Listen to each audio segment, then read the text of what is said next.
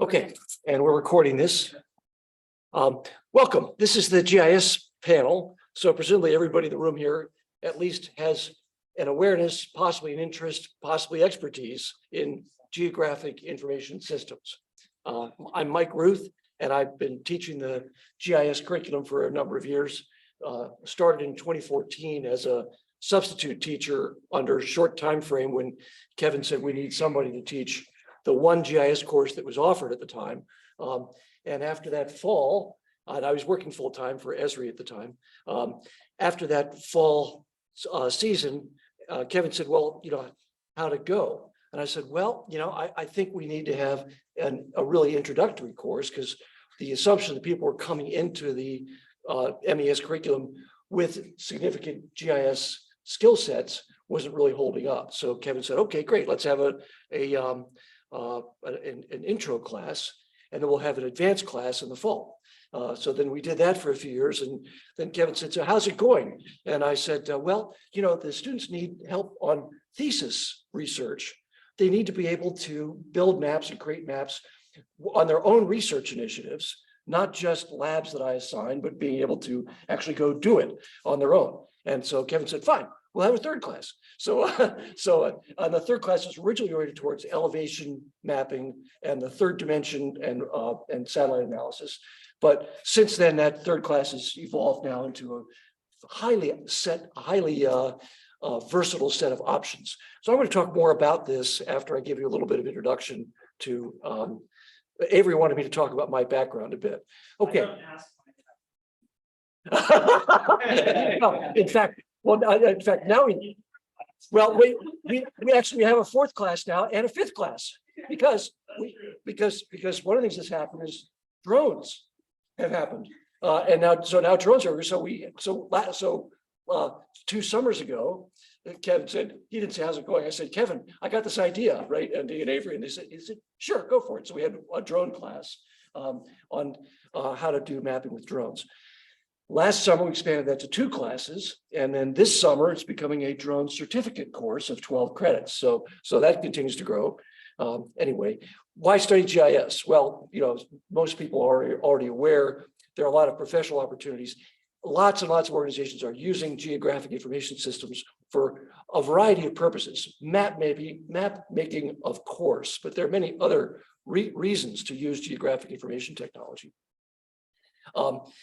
I teach the professional workflow that I've learned over my 40 plus years of growing up with the GIS industry. I started in my early 20s, not with Esri software at the time, or not with our ARC software that we currently use, but with some other softwares. There were a lot of softwares back in the days before most of you were born that have since kind of fallen away. And the ArcGIS software is what I teach. So I teach that platform, and I teach that platform because all these organizations here that are professional opportunities are using that platform.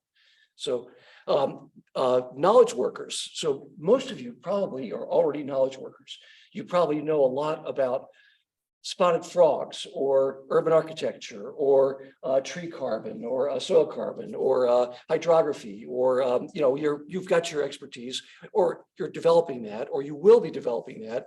And I refer to that sort of awareness of the science framework of the world as knowledge workers. So there are a lot of knowledge workers who need to make maps, and they need to organize data. They need to do things with that data. That's what GIS is the helper discipline for. I teach a lot of mobile GIS, which is taking GIS out on your smartphone or your smart device, often places that have no cell connectivity at all, and going and capturing the information, observations, surveys in the field. And then when you get back to a Wi-Fi point of presence, you can click synchronize, and all the dots or lines or polygons appear on your maps. So that's a very high demand skill set that the world is looking for experts to be able to design, test, implement, and look and get data out of a field survey efficiently. There are so many organizations that don't know how to do that I teach that as an important stepping stone. And I've done dozens, at least, of mobile GIS jobs where an organization has hired me or my colleagues to come in and sort out their mobile GIS problems. Like they've got pile of notebooks literally up to here filled with paper. And they're saying, okay, we did all these surveys. Now what? Right? How are we going to get these into a, we're going to hire 100 clerks to type it into Excel. Okay. Right. I see heads shaking. Who wants that job? Anyone who wants to do that job? Okay. So instead, if you can get the mobile GIS working from the beginning, then you can make their workflow so efficient. They're so grateful. And then it's like, okay, now let's see what else you're doing in your organization. Let's look at your map making process. Let's look at your publication process. Students, therefore, you will specialize, I say, habitat, hydrography, business, public policy, supply chain, conservation, social equity, drone imagery, whatever you can use. There's a map in that, probably. I mean, we can have that argument. I like that argument when people say there's no map in this. Say, okay, let's think about that.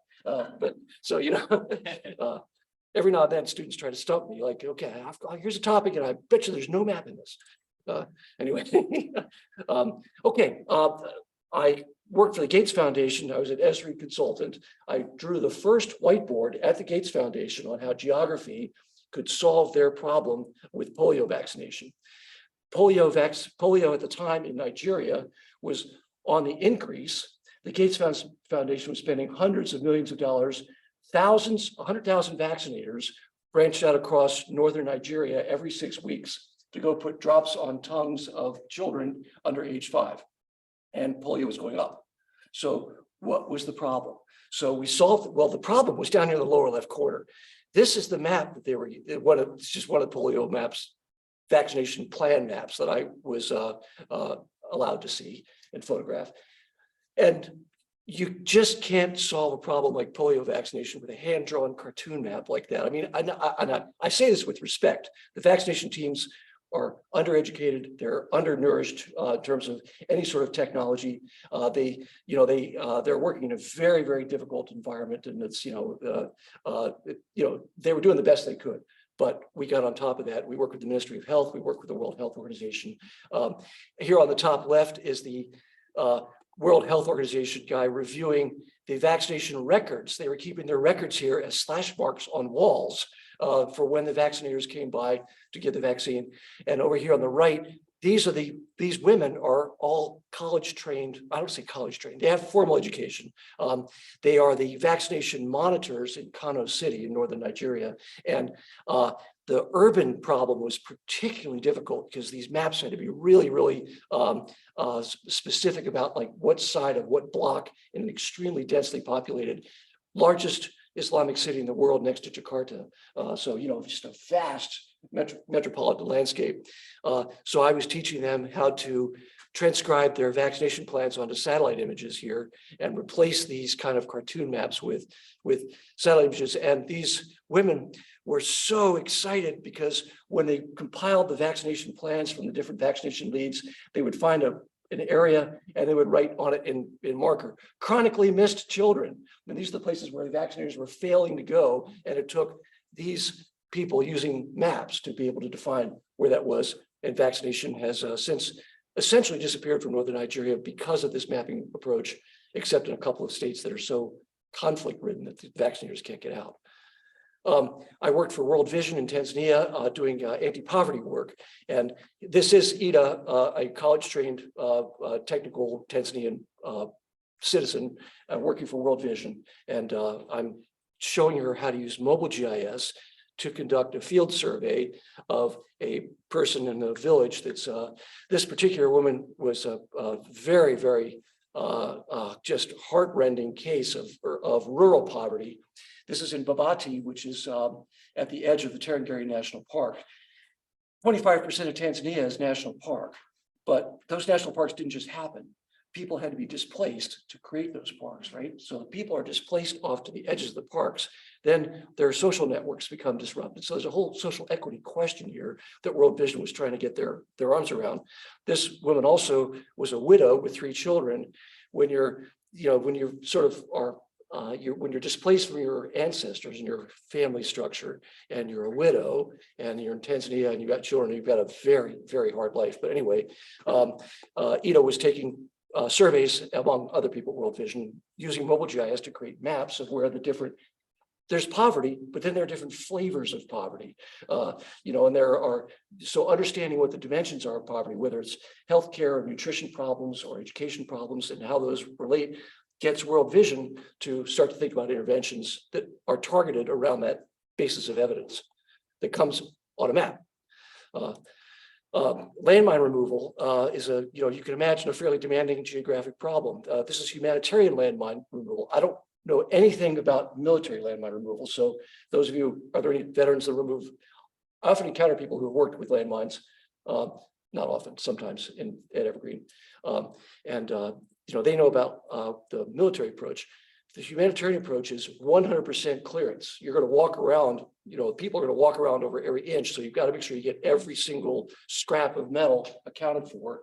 And in the case of actually finding a landmine, a detection with a magnetometer or a ground penetrating radar, the deminer gets down on hands and knees. This is me wearing one of the lead vests that's used for protection and a face mask for protection on the minefield.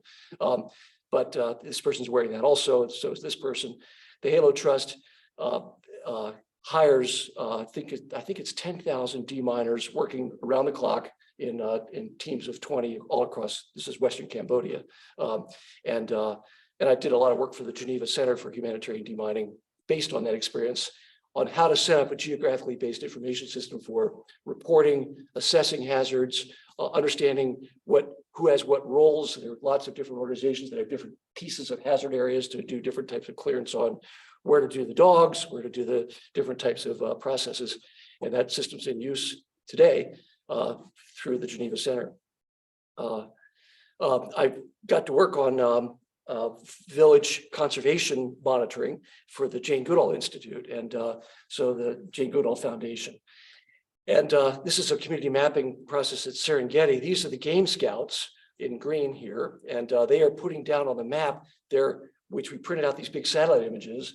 They went through and pointed out their threats and assets, which is the sort of Jane Goodall approach to get a conversation started with local people around community conservation. Jane's theory is that if you don't include people in the ecosystem, you're not going to get conservation. That the people they have to have benefit. They've got to see the benefit. You've got to work with and for the people and encourage them to work with and for the habitat, the animals, and the conservation goals, toward common conservation goals. And here's a colleague of mine from Esri, East Africa, out of Nairobi, and we went out to Western Tanzania to teach all these forest monitors here how to go look at threats and assets using, of course, mobile GIS devices. I seem to be picking a lot on mobile stuff here. And you can see my computer here. It's got the I'm a greener right there on the back of the little computer monitor. So anyway, so those are some projects that Avery wanted me to sort of reflect on. I don't want to do any more storytelling, but my point is there are places to go work on GIS. There are just problems all over the world, and by taking a certification sequence like this, you're embarking on a lifelong learning process to be able to go do this kind of work, or whatever kind of work you want to do that involves the question where.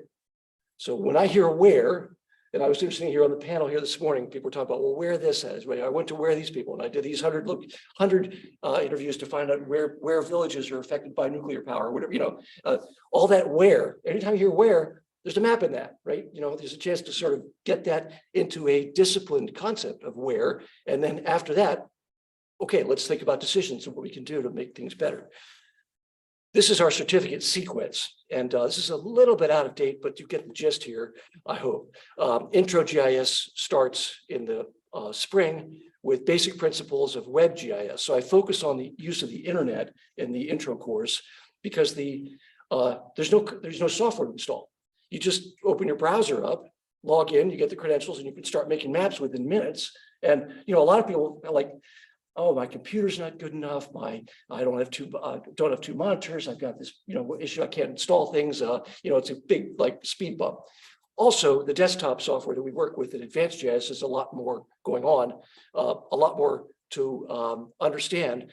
So after Intro GIS and introducing the concept of story maps, we move to Advanced GIS.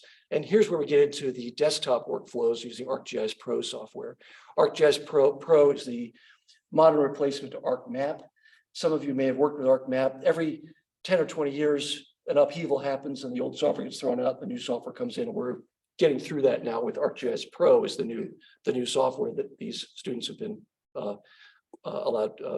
engaged to learn. And we get into professional workflows and other data sources like raster. And then in special topics, we get into 3D and LiDAR and now some drone analysis as well. And really, this is where I ask students to please focus, if you can, on your student research. Do your thesis in this third course in the winter. So spring, fall, winter, at the end of that, you get a GIS certificate if you're assuming you're successful.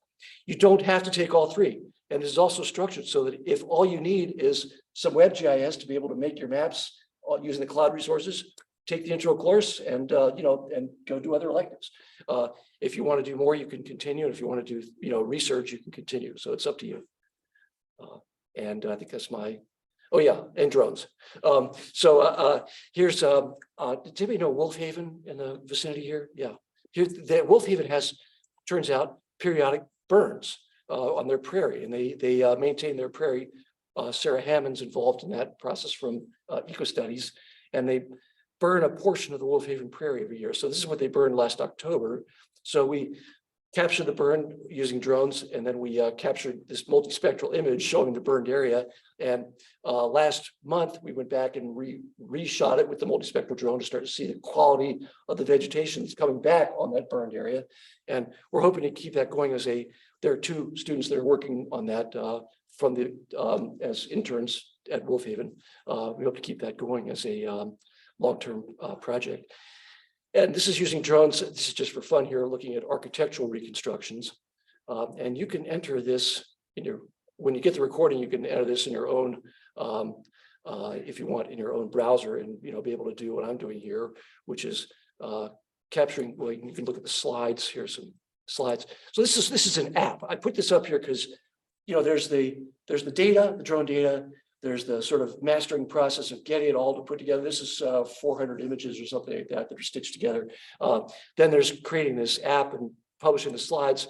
And then the slides let you control the different viewpoints that you want your audience to see. And the audience doesn't have to know anything except that, they're looking at imagery. They don't have to know anything about how you put all that together.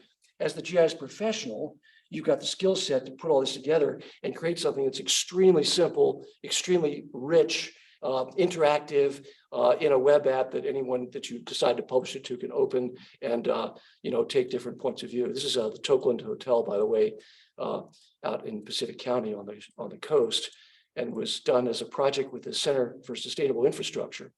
Terry Carroll, you might remember, at Gretchen Helpenspell. We're working on this as the GIS students that put this project together and got funding for it, and it's part about tourist infrastructure and that sort of thing. But anyway, that's an example of how you can. Oops, let me see if I can close that tab. So you can embed that in a PowerPoint. If any of you want to download this PowerPoint, Avery, you can make it available. You can click through this and look at that or other reconstructions. And I think that's all. That's the end of my presentation. Does anybody have any questions? And you're going to come turn the recording off, right?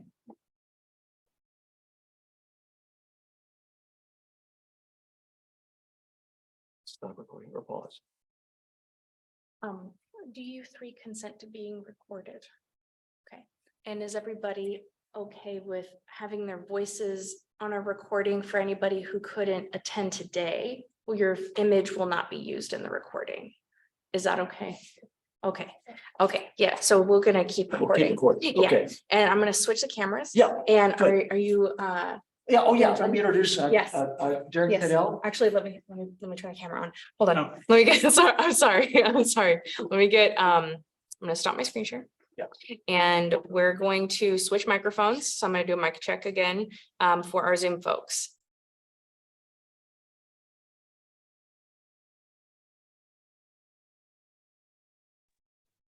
All right, we're going to do a mic check again for our Zoom folks. I'm on the wireless mic. Can everybody hear okay?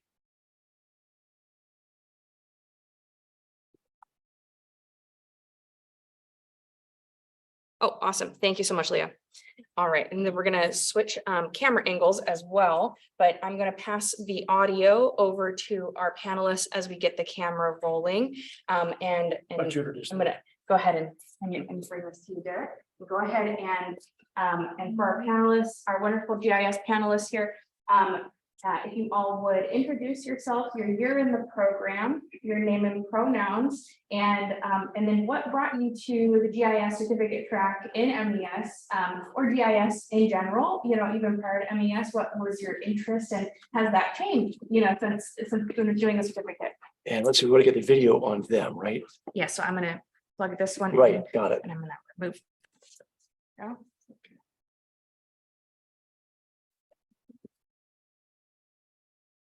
Beautiful.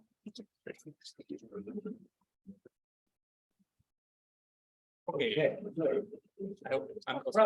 I know sometimes you have to be real close to them. Yeah, so my name is Derek Fidel. As Mike said, I use he, him pronouns. I'm in my second year of the MES program, hoping to be finished up here at the end of June. And yeah, I think I came to the GIS certificate in the MES program because my undergrad was in a pretty technical degree, and I was pretty excited to get my hands on the quantitative side of the sort of like geographic analysis, and kind of get in the weeds of this program I'd never really seen. I'd heard sort of like through the grapevine, but I had never touched GIS before this program. So yeah, that's what drew me to it. Yeah, I think that's where I'll end it. Hi, I am Sarah Kerwin. I am in my second year and hoping to finish up in September. And she, her pronouns. I came to the GIS program through a little bit of a morbid thought, which was like, I am investing my education, coming from out of state, putting a decent amount of money in, and I want to do restoration ecology, but what if I break my leg in the field? I need something to do at a desk. And so I went with the GIS program partially because of that, and then also because I'm really passionate about telling stories and communicating through imagery, and I think that maps are real powerful for that.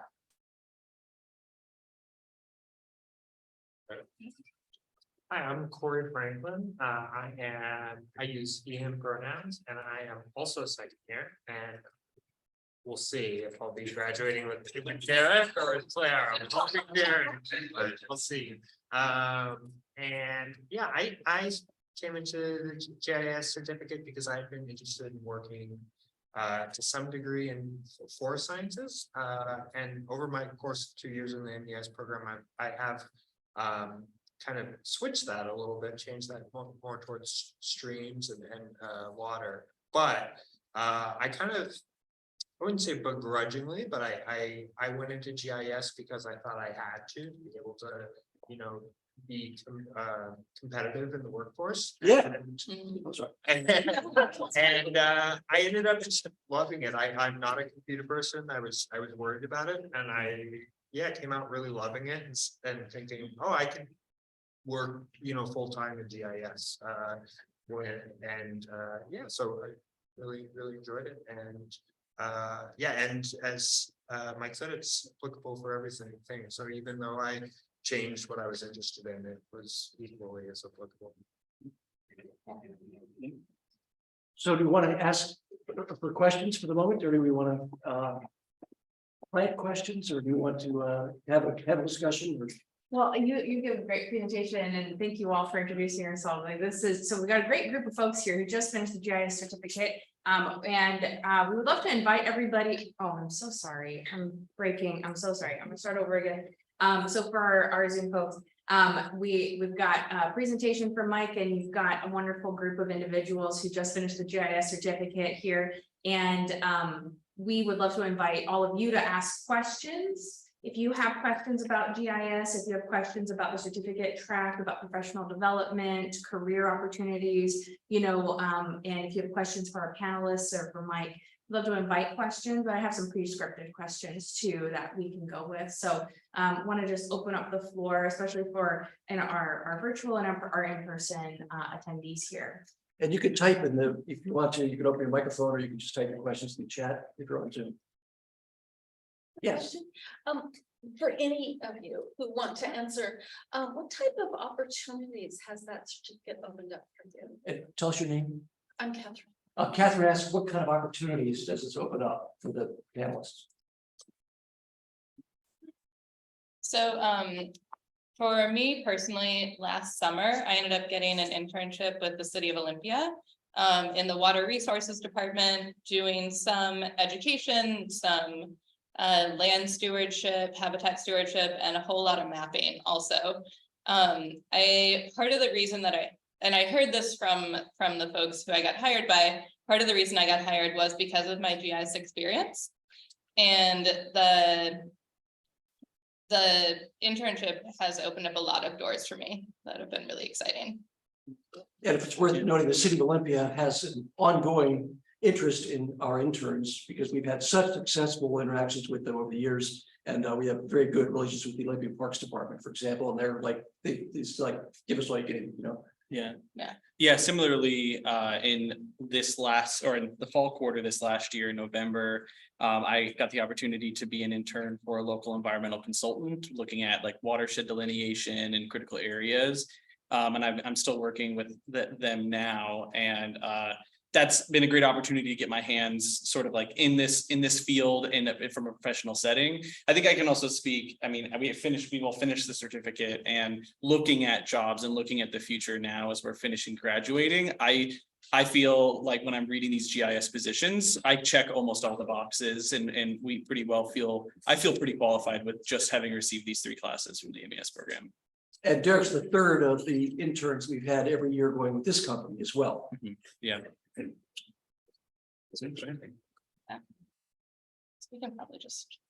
Yeah, I had an internship this summer, working for the Thurston Climate Action Team, and I don't think I even mentioned that I had any skills in GIS, and I had only taken at that point, only taken intro, which is entirely on Archon online based. But I had the skills. I was putting together educational informational tools, and I decided to use story maps, which is something that we learned. It's a part of Arc Online. It's yeah, you could think of it. It has a lot more than that, but you could think of it as an alternative to, you know, to even PowerPoint or something like that. It can be used, but it allows for you to integrate maps in it. And I did that, and it was awesome. I was able to integrate maps into it, and I think it left a really good impression on the people that I was doing the internship for. So it just gave me that little upper edge, even if it was just I had only done at that point a couple of months, but I think it gave me that upper little helping, you know, push. How or why did you all choose to use those 3 electives? You know, there's 3 different, instead of all of the other exciting and interesting electives, right? Like there's, my name's Michaela today. Yeah, how or why did you come to using 3 full semester or 3 full quarters when there's such a variety and such excitement and other opportunities? And on Zoom, so Kayla's asking on Zoom, how or why they came to pick 3 quarters of GIS as opposed to other opportunities for electives. Oh my God, that wrong. That was a really hard decision. The electives are incredible, and especially with choosing the 2-year track, it was like, well, I'm either doing GIS or not. And I ended up going with it partially because as with all of the classes that I've taken, I learned so much from other students. And similarly with GIS, the electives are incredible, the teachers are incredible, but I think I've potentially learned more from other students than from other things because everyone comes from such a wide variety of interests. So even within the GIS stuff, I was able to get a lot of education in different areas. Yeah, I mean, I would be lying if I said it wasn't heartbreaking to miss out on those electives that from the other quarters, but you know, as I said, I came into this program knowing I wanted to do GIS certificate, and it feels like it's delivered on the promises that it makes ahead of time. So it felt like an easy choice for me, but I could absolutely understand the desire to take the other classes too. Yeah. Yeah, I don't really have anything original to say. I would echo that as well. It's hard because you look at the catalog and you think that was cool, that was cool. But ultimately, I'm really happy with my decision. And yeah, and honestly miss taking a GIS course this quarter. That's true. Remember, there is lifelong learning in this. And so I take a GIS class at least once every week or two, and I've been doing this for 40-some years. I do it online through the ESRI training web. There are thousands of literally, well, at least 500 on the ESRI Education Services web and another couple hundred through the ArcGIS learning system that are free. You have access to that through your ArcGIS license at Evergreen for ongoing self-education. This technology changes. You're going to have more GIS courses in your life because you've got to keep learning. You've got to just stay on top of it. So it's it's an ongoing life effort. Yeah, and actually to bounce off of that, we know a few people in the cohort we're graduating with that did only take 1 or 2 of the 3 classes in the sequence. They didn't end up with a certificate, but they went into it with a purpose, with an interest of GIS in their field, and they seem to really enjoy that process too. So I don't think it's absolutely required to do all 3. If there's an elective you can't afford to miss.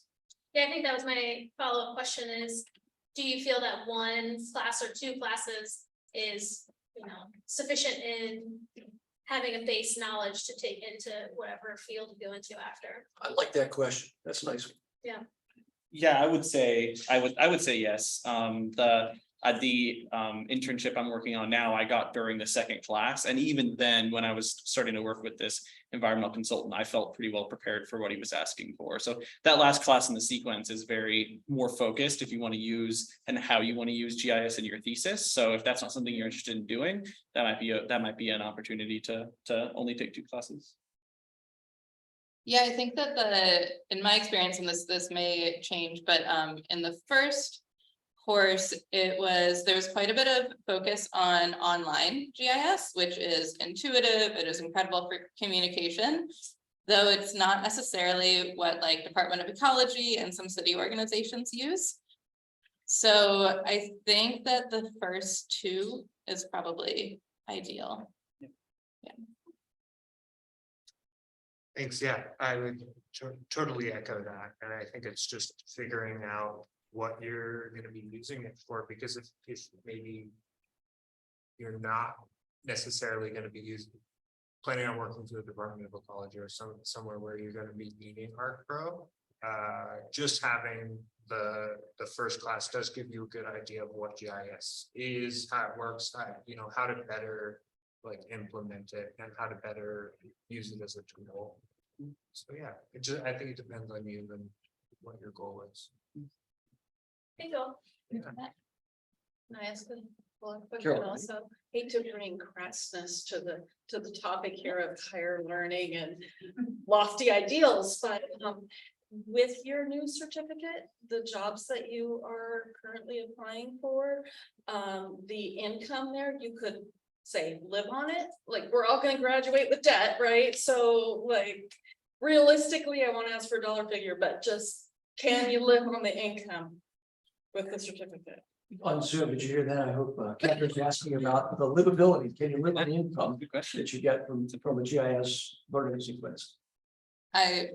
Yeah, great question. I think that it definitely has boosted my opportunities, and when negotiating a salary is pretty solid.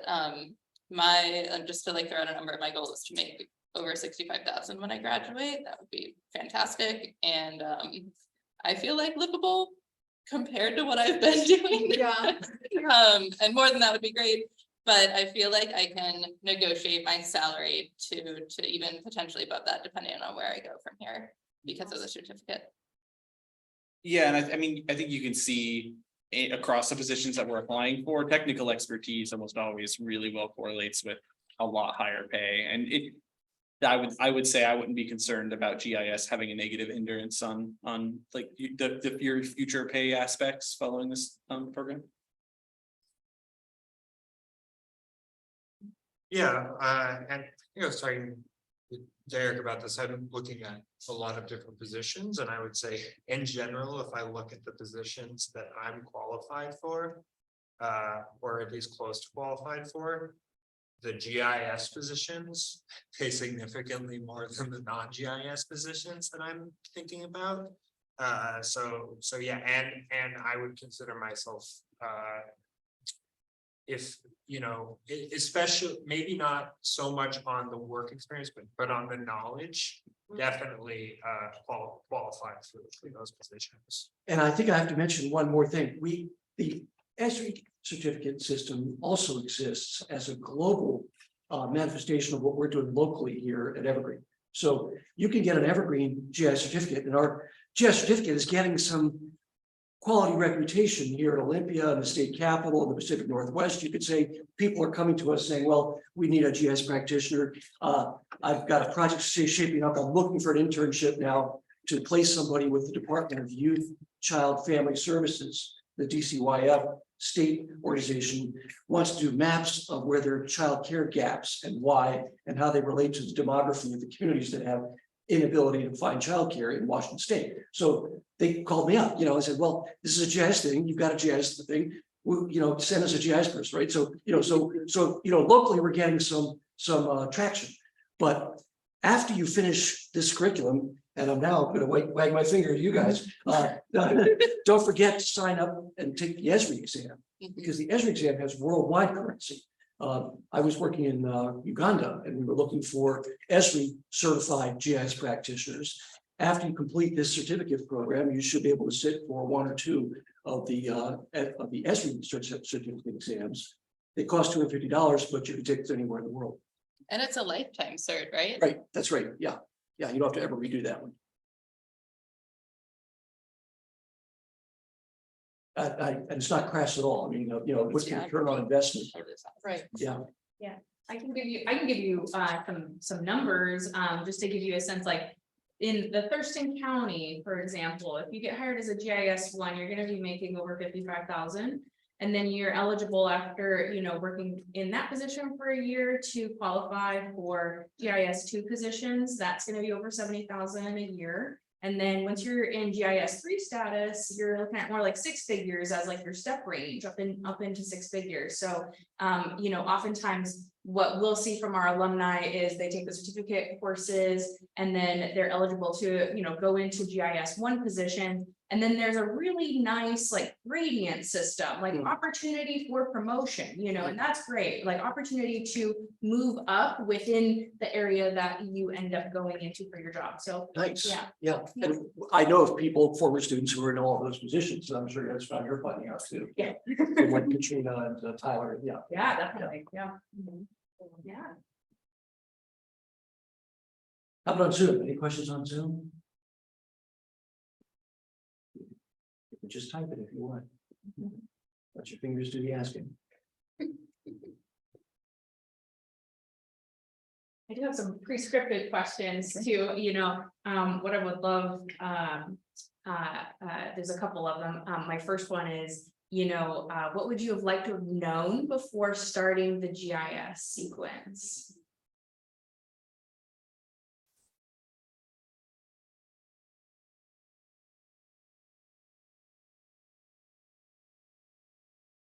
Other than GIS.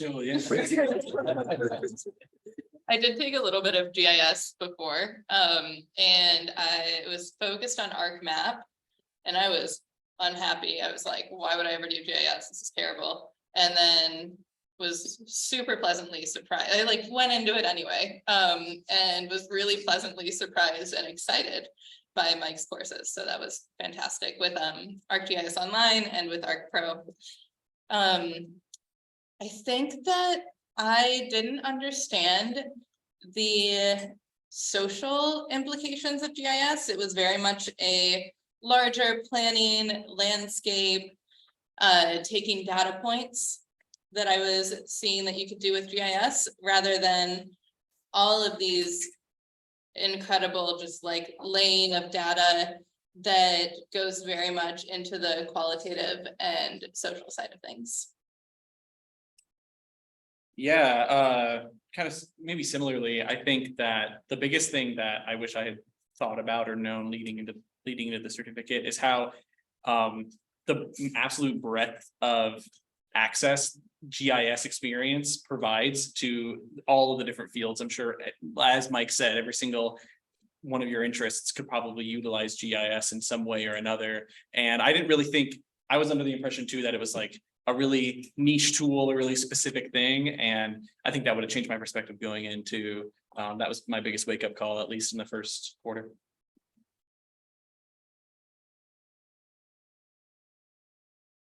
Yeah, I would agree with Claire about the coming into it a little bit unsure. I, like Claire, had some experience with art map, was not super stoked, and it's a whole new game with Art Pro, and I think also just with the way that the classes are set up with Mike, I think that it kept me more engaged than I had previously. So yeah, I think I would have just liked to know that the nerves, I didn't need to have the nerves that I had. It was a nice easy ramp up. Yeah, and I also think I was worried about how it would interfere with, you know, the internships or, you know, the core classes, but I found that it was very manageable.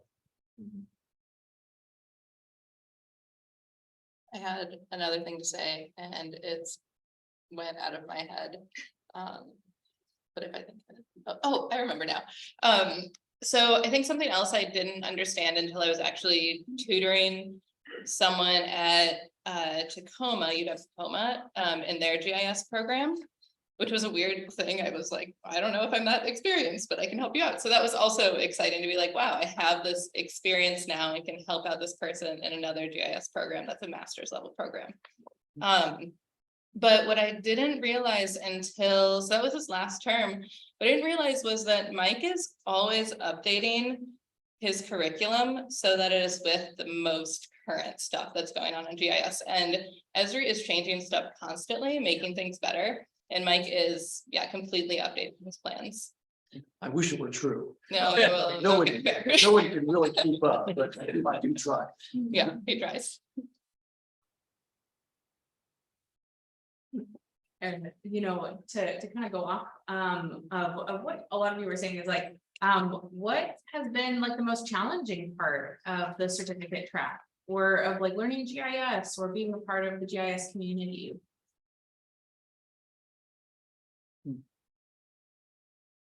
And on the last point, being a part of the community, I think it's hard to feel like I'm qualified after only 3 quarters to participate in the conversations. There's people who spend their whole careers, their entire lives building GIS experience. And I've had similar kind of conversations in areas where I'm surprised I can participate after such a short time. So that would be the most challenging part there. In terms of the classes themselves, I think definitely the intro GIS class, the quarter can be kind of challenging. You're taking it and you're doing the 2-year track simultaneously with RDQM, which is a really quantitative class as well. So you kind of like enter this really crunchy quarter with GIS alongside RDQM, and a lot of folks feel pretty overwhelmed at first from that. But I mean, all of us fought through it, and it's been great. So yeah.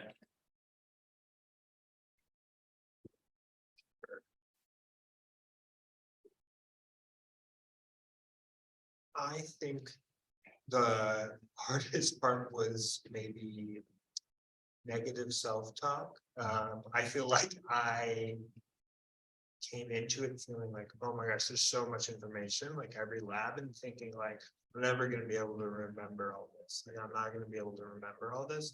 And then you realize like the way that it's set up, you like repeat the steps over and over again, and you build off of those. And you also always have, great thing is you always have access to the previous lab that you did. And so what you find is you don't have to focus on memorizing it. It's there, and by the end of the quarter, or by the end of the 3rd quarter, all of a sudden you realize you kind of know this stuff.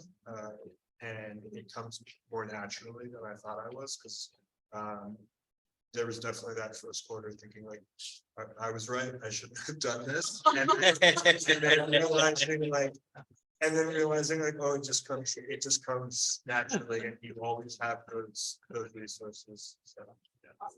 Yeah, I'm sorry, Claire, I just want to point out that Corey did his thesis, his final project presentation. There's a project every quarter, every class of the 3 classes that ends with a final project presentation. And it's interesting to watch the maturation of student skills as they create their own thesis projects at the last of the quarters. And Corey did something that should have followed a lab that we did about synthetic hydrography and calculating streams and watersheds from LiDAR. And it should have just worked. And it didn't just work. And we sort of talked about it a bit. At this point, Corey's out ahead of me on this by a long shot, right? And Corey got it to work. And I'm still in awe of this, your problem solving through your own kind of, instinct of what you've learned and how you focused on that data set and your particular situation. That to me looks like tremendous success. I couldn't have solved the problem, but you could. And, that's by the time the 3rd course comes, the students are out ahead of me on a lot of things. Yeah, I agree that I was overwhelmed at first, and then that step by step and having access to your previous labs was great. And I have them all downloaded and saved and will be continuing to look back at them if I need to, which I probably will. I think, sometimes keeping up with the labs was difficult. Mike is very communicative though, and understanding. So been really appreciative of that. Not everyone says that. No.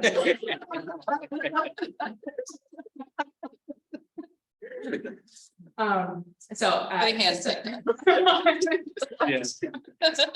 No, most people do.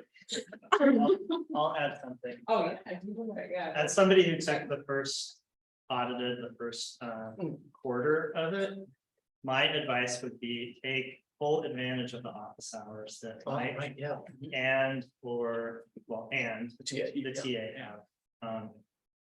Because my experience was similar to Corey's starting out, like I hadn't done it for 20 years or so, and it's very easy to get stuck in this oh, there's this one step I need to know. And if you're working, even if you just schedule the time for when the TA or Mike's help sessions are, you've got that kind of instant access to figure out that little piece that you need to keep going. So And that's my how, one piece of wisdom from stumbling through it. and thank you for that. That's how it works in real life, right? I mean, nobody does anything alone. I've never done a project alone in my life. So when I've had projects doing vaccination or landmines or whatever have you, and I had a problem, I go ask somebody, right? We work together and it's a collaborative. This is a collaborative system that we're using. The ArcGIS cloud system allows for collaboration. It allows for people to share layers and data sets and maps and images and learn from each other's experience, and nobody can learn it all. So, you're setting a good model to at least take advantage of the office hours that you paid for after all. One more question about the effects. Did you guys work on real world things, like real world issues? What are you proud of about your analysis and production? So I'm gonna just repeat the question really quick. So Catherine has a great question about whether or not they worked on real world problems, and then what was your proudest accomplishment in GIS?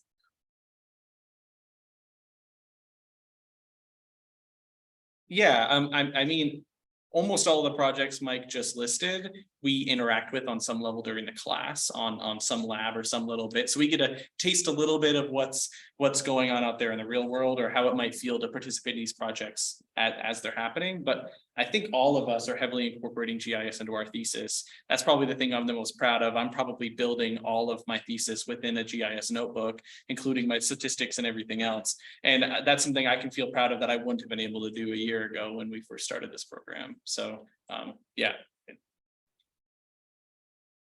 Yeah, I agree. I think that also one of the programs that we learned is Survey 123, which I'm really excited to potentially use as a community science thing where I can, ask community members to go out and collect data and then put it back into GIS and then put it out into the world. And it's like, look, y'all did this. This is fantastic. And it just is so much more accessible. than some of the other ways that we've done things in the past. And I've done a little bit of that. I'm really excited to do that in the future. That's mobile GIS that we were talking about earlier, is sort of door opener experience for people to have a conversation around data. Yeah, yeah, I'm ultimately proud of both of the final projects for both the second quarter and the third quarter. Mike very kindly mentioned the one for our third quarter, which, you know, has provided some great material for my thesis, and I think really boosts my thesis. And then for the second quarter, you have the option to do, I think most people work in pairs, and my partner and I, we worked at looking at backcountry accidents in the Mount Hood National Park and Olympia. And then we looked at, you know, did a lot, basically designed like a severity analysis tool by seeing like how far away,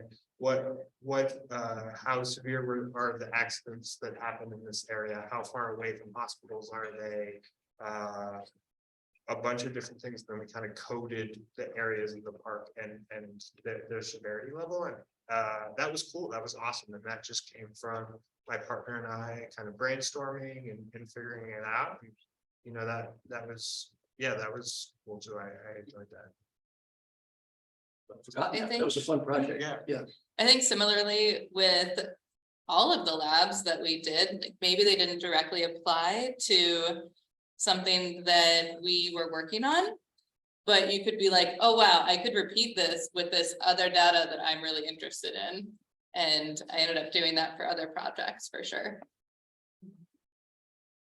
Yeah, repeat the workflow. This is John, if you're listening to the recording, but rather than ask this as a question, I was just going to mention, so these students talked about using GIS as part of their thesis, and Derek has Sarah Hammond as a thesis. Oh, Aaron. Claire has Sarah Hammond as a thesis reader. Derek and Corey has Aaron Martin.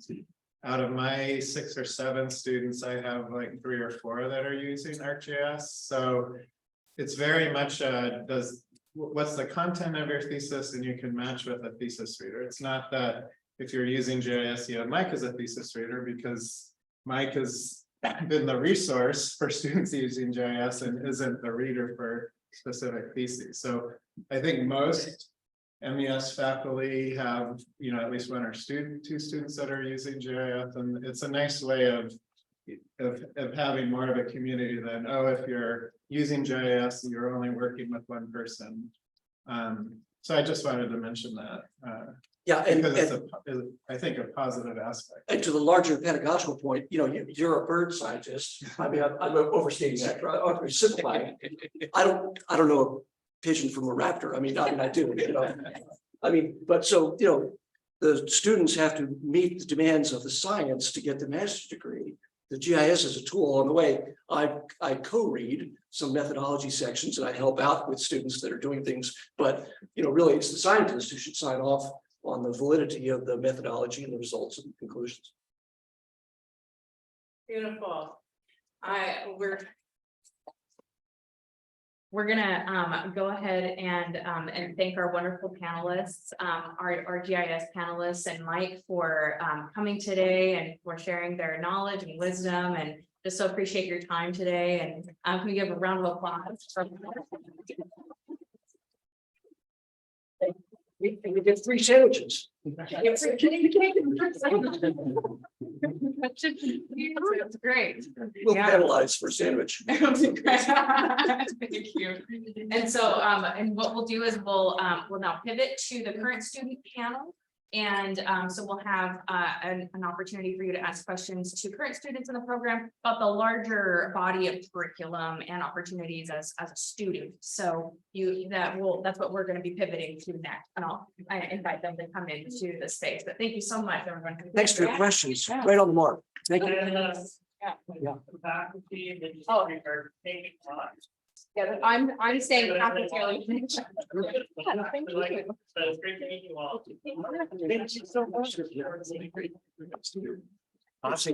It's a year after a few weeks away too. Yeah, definitely. Yeah, it was good. For sure. This was nice. Are you guys rushing around with your computers at school? Like, are you taking them everywhere or how does?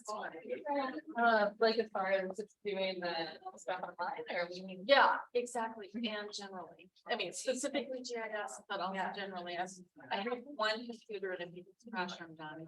Yeah, so, well, like as far as the, like a lot of stuff. But the other thing is like how the lab, has computers that are ready to go. Yeah. You just go in there, you use it, your project is stored there then, and you don't have to be